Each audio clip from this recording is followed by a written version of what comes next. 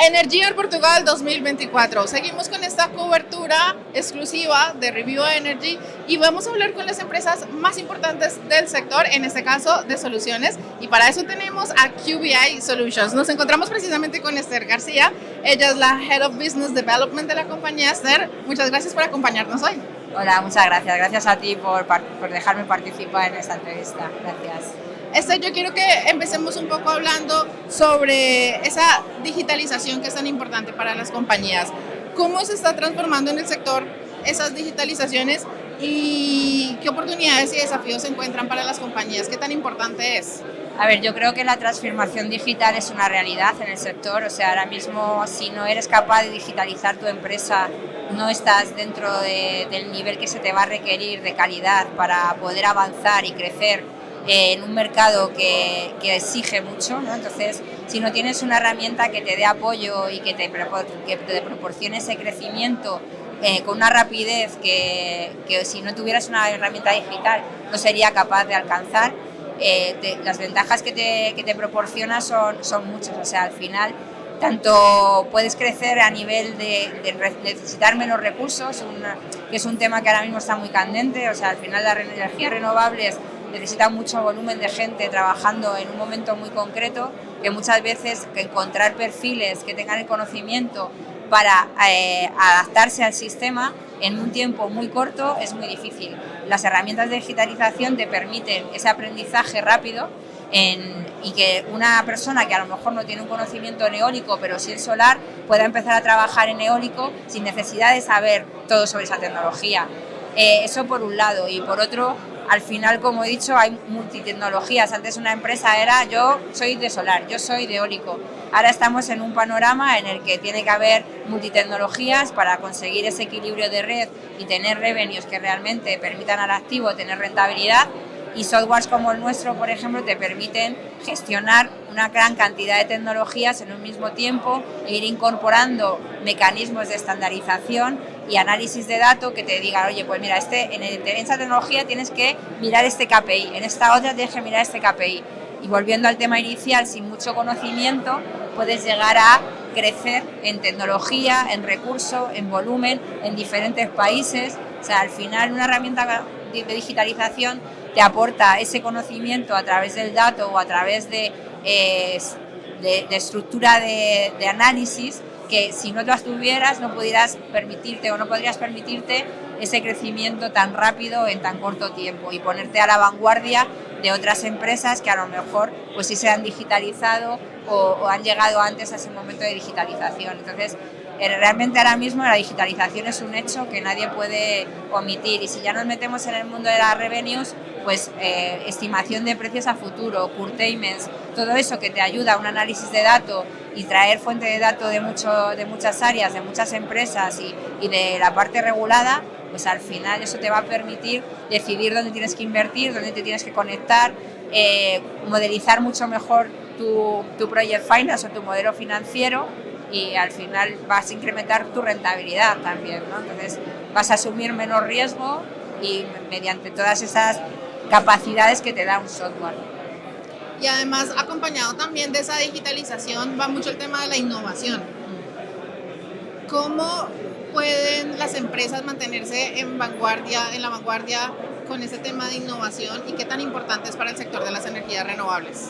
Un poco va alineado con la pregunta anterior. O sea, al final la innovación es un hecho, ¿no? Porque es un mercado continuo cambio. O sea, ahora mismo hemos pasado, como he mencionado antes, de un sector en el que era unitecnología, o sea, no tenía monotecnología, tú no tenías activos, tú generabas solamente conocimiento sobre un área de un activo y lo desarrollabas, lo construías y lo operabas, y ahora ya no sabes dónde vas a invertir, dónde te vas a tener que mover, tienes que meter almacenamiento, y eso te hace también trabajar la estructura de los revenues en otro mundo totalmente diferente. Por lo tanto, hay mucho ángulo de innovación. O sea, todo lo que sea en el sector de gestión de mercados y gestión de revenues, tiene que haber innovación del sector en muchos sentidos, y los perfiles, como decía antes, tienen que ser muy multidisciplinares. Entonces, al final, toda esa serie de características que viene de un mercado en el que hay tecnologías nuevas como el hidrógeno, el standalone, cualquier otro tipo de storage, hydros que están ahí también apuntando fuerte para el tema de almacenamiento, con el repumping. Al final todo esto va a generar que la gente tenga que innovar a través de, pues eso, de digitalización, de softwares que gestionen la energía, de software que te digan, oye, este es el mejor momento de venta de tu producción, oye, no, almacena esta energía porque al final por la estimación de condiciones meteorológicas, situaciones de mercado, precios de venta, demanda de energía, pues no es el momento adecuado de venta, así que mejor almacénalo y que el software te pueda gestionar un poco cuándo, cómo y por qué. Y a nivel contractual, pues igual, cada vez los contratos son mucho más complejos, entonces tienes que tener innovación en la forma de cubrir tu riesgo. ¿Cómo voy a cubrir un riesgo de una planta que es una hibridación de eólico, solar y almacenamiento? Pues al final ya no son los típicos contratos al uso, o sea, tienes que tener muchas más parametrizaciones, muchos más KPIs, muchas más liabilities y todo eso sin herramientas que te ayuden a estandarizar esos contratos, cubrir garantías y reducir el riesgo, pues es muy difícil que al final tú puedas llegar a sacar un proyecto que sea realmente rentable al mercado. Por lo tanto, la innovación, o sea, tienes que estar en constante aprendizaje de tecnología, de software, de mercado, de regulatorio, porque todo está tan vivo que todo es nuevo, ¿no? Al final es como volver a aprender lo que ya sabías. Precisamente hablando sobre esos retos que pueden ser así para el mercado, vamos a trasladarlos un poco al mercado portugués. ¿Qué hace falta para que Portugal se vuelva una potencia en energías renovables y pueda superar también ese tipo de desafíos que no son solo acá, sino a nivel mundial? Sí, efectivamente. Yo creo que, bueno, aparte cabe decir que Portugal en los últimos 3-4 años lo ha hecho muy bien. O sea, el crecimiento del mercado renovable de Portugal ha sido, yo creo que imprevisible incluso para el propio Portugal, ¿no? Y yo creo que se está poniendo a la vanguardia de otros países para ser un país con mucha menos dimensión que otros en Europa, pues ha crecido muchísimo y está también convirtiéndose en un mercado de referencia. Pero es verdad que va a asumir unos ciertos retos, como es, por ejemplo, la mejora de su red de transporte, ¿no? No solamente Portugal, o sea, está viviendo al final, comparte red con España, por lo tanto tiene los mismos dolores que puede tener el mercado vecino, ¿no? Entonces, el generar una mejor infraestructura de red es algo primordial. Evidentemente, invertir en innovación, como mencionábamos antes, tienes que ponerte al día y crecer con respecto a otros mercados para no quedarte atrás, buscar nuevas tecnologías de construcción, métodos que sean más rápidos, más eficientes, más módulos mucho más eficientes, o sea, al final que te permita reducir tu coste y incrementar tu beneficio, ¿no? Eso por supuesto, pero eso es un reto, yo creo que no solo para Portugal, sino para todos, ¿no? Que haya innovación en lo que es la construcción, los equipos, la tecnología. Y luego, por supuesto, también Portugal va a enfrentarse a algo que de momento no le ha llegado porque todavía no está ahí, que es el curtailment. O sea, Portugal todavía, por suerte, no está viviendo la situación que vive su país vecino, que es España, porque bueno, todavía no tiene ese volumen de renovables, sobre todo de solar, que les hace producir en horas solares y eso genera un desequilibrio de red.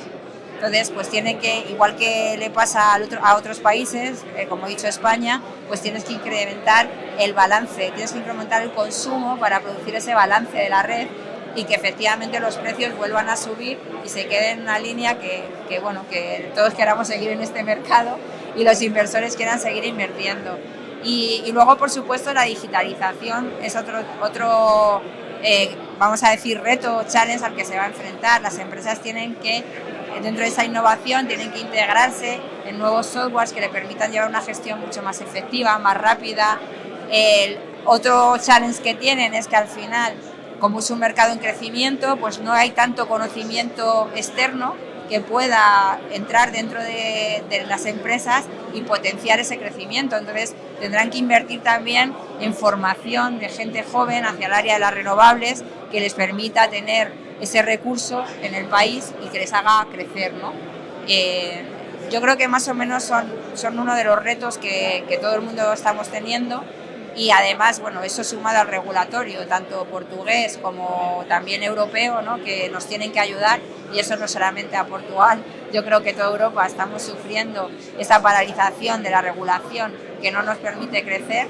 Entonces, bueno, yo creo que para mí son principalmente los puntos más claves del mercado portugués. Precisamente en los paneles iniciales se hablaba mucho sobre diferentes desafíos que tiene Portugal y uno de esos era la electrificación, que es muy importante y por lo que nos está sufriendo no solamente en España ni en Portugal, sino en el mundo entero. Es cierto. Además es que date cuenta que el autoconsumo también ha ayudado por un lado mucho a mejorar esa eficiencia energética, pero también ha penalizado por otro ese equilibrio de red, ¿no? Porque se mencionaba en el primer panel, o sea, al final, si tú pones mucho autoconsumo ya no hay demanda eléctrica, entonces el recurso eléctrico que tú generas no tiene cabida en el mercado porque ya generan su propio recurso. Entonces eso hay que buscar un equilibrio distinto, que puede ser la electrificación, movilidad eléctrica mediante coches eléctricos, almacenamiento, por supuesto.